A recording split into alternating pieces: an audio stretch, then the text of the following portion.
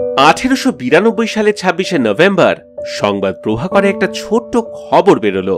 তাতে লেখা ছিল, ভূতি দাসী নামনি একটি হিন্দু রমণী তাহার পুত্রবধূর প্রতি দুর্ব্যবহার করিত।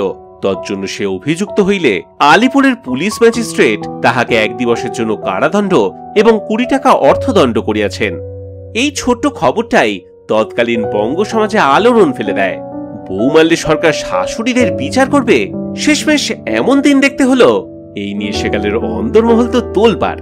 শাশুড়িরা কর্তাদের প্রশ্ন করত, এই কেমন রাজ? ঘরের বউঝিকে শাসন করব, তাতে পুলিশ কেন? কথাতেই তো বলে, হলুদ জব্দ শিলে, বউ জব্দ কিলে, আর পাড়াপড়শি জব্দ হয় চোখে আঙুল দিলে।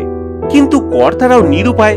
তারাও বোঝাতে বাধ্য হন যে দেশে নতুন আইন হয়েছে, বউ কেন কাউকেই মারতে পারবে না, মারলে পুলিশ ধরবেই। তবে এই আইনের শাস্তির ভয়ে সেকালে কেন? বধূ নির্যাতন কি একালেও বন্ধ হয়েছে?